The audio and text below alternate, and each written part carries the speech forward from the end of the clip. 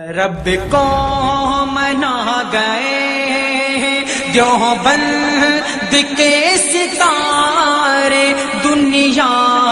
پہ چھا گئے ہیں جو بند کے ستارے نبی صلی اللہ علیہ وسلم صلاۃ التسبیح کے بارے میں نبی کریم صلی اللہ علیہ وسلم کی بہت سی روایات موجود ہیں، ولكنها أحاديث ضعيفة. ولیکنها احادیث ضعیفہ، وہ تمام کی تمام احادیث جتنی بھی اس سلسلے میں پیش کی جاتی ہیں وہ سب کی سب ضعیف ہیں، لا تقوم بها حجة، ان پر حجت قائم نہیں کی جا سکتی۔ بل قال شيخ الإسلام إنها كذب. بل قال شیخ الاسلام انہا کذب، شیخ الاسلام ابن تیمیہ رحمۃ اللہ علیہ کے بارے میں یہ فرما رہے ہیں کہ ان کا قول ان احادیث کے بارے میں، صلاۃ التسبیح کی احادیث کے بارے میں یہ ہے کہ وہ جھوٹ ہے، موضوع روایات ہیں۔ قال ولم يستحبها أحد من الأئمة. اور ائمہ اکرام نے کسی نے بھی اس کی صحت کو صحیح نہیں قرار دیا ہے، اور نہ ہی صلاۃ التسبیح کے بارے میں کسی نے کوئی خاص طور پر اس طرح کی وضاحت کی ہو جیسے کہ ہمارے ملکوں میں اسے کہا جاتا ہے کہ جناب اس کو پڑھنا بے حد ضروری ہے۔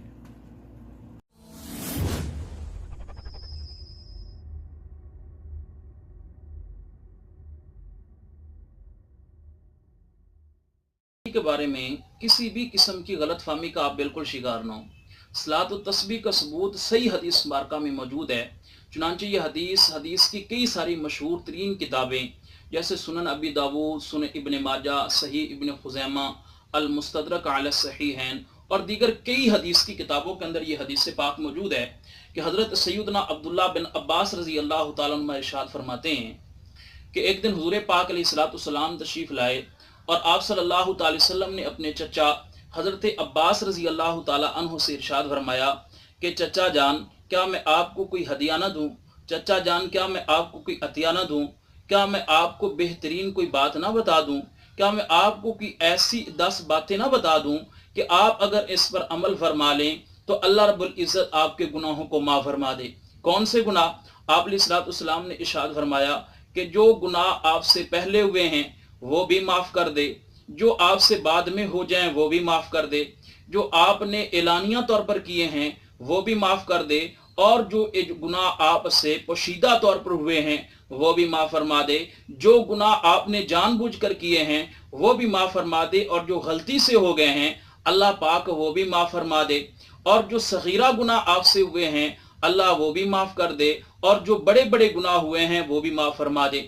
پھر آپ صلی اللہ تعالی وسلم نے اس کا عمل یہ بتایا کہ 4 نفل ادا کریں، اور وہ 4 نفل ادا کس طرح سے کرنے ہیں؟ آپ صلی اللہ تعالی وسلم نے اس کا طریقہ یہ بتایا۔ آپ صلی اللہ تعالی وسلم نے ارشاد فرمایا کہ ہر 4 رکعت نفل اس طرح ادا کرو کہ ہر رکعت کے اندر سورہ فاتحہ پڑھو، اور سورہ فاتحہ کے ساتھ قرآن کریم کی کوئی دوسری سورت مبارکہ ملاؤ۔ تو جب پہلی رکعت کے اندر آپ سورہ فاتحہ اور ساتھ کوئی قرآن کریم کی آیت مبارکہ تلاوت کر چکیں، کوئی سورت یا آیت لمبی تلاوت کر لیں، تو پہلی رکعت کے اندر سورہ فاتحہ اور 7 سورت ملانے سے جب آپ فارغ ہو جائیں تو اس کے بعد آپ نے 15 مرتبہ سبحان اللہ والحمد للہ ولا الہ الا اللہ واللہ اکبر پڑھنا ہے۔ پھر رکوع میں چلے جائیں، رکوع کی تسبیح پڑھنے کے بعد یعنی سبحان ربی العظیم پڑھنے کے بعد پھر 10 مرتبہ سبحان اللہ والحمد للہ ولا الہ الا اللہ واللہ اکبر پڑھیں۔ پھر آپ رکوع سے سر اٹھانے کے لیے سمیع اللہ لمن حمد ربنا لک الحمد پڑھیں، پھر کھڑے کھڑے ہی یعنی قوما کی حالت میں 10 مرتبہ پھر پڑھیں سبحان اللہ والحمد للہ ولا الہ الا اللہ واللہ اکبر۔ پھر سجدے میں تشریف لے جائیں، جب سجدے میں جائیں تو سجدے کی تسبیح کے بعد 10 مرتبہ پڑھیں سبحان اللہ والحمد للہ ولا الہ الا اللہ واللہ اکبر۔ پھر سجدے سے سر اٹھائیں اور سجدے سے سر اٹھا کر بیٹھ جائیں تو پھر 10 مرتبہ پڑھیں سبحان اللہ والحمد للہ ولا الہ الا اللہ واللہ اکبر۔ پھر دوبارہ دوسرے سجدے میں چلے جائیں، جب دوسرے سجدے میں جائیں تو پھر تسبیح کے بعد جو سجدے کی تسبیح ہوتی ہے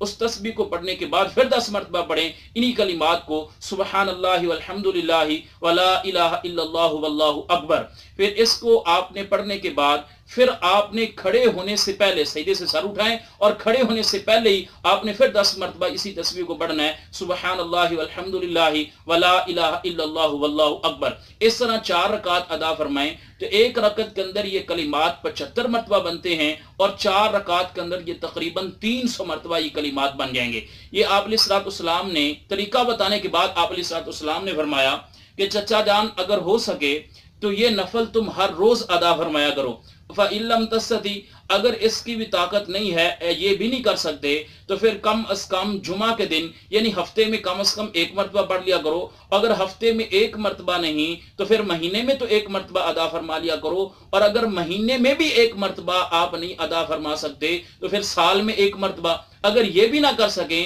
تو پھر کم از کم پوری زندگی میں 1 دفعہ تو اس کو ادا فرما ہی لیں۔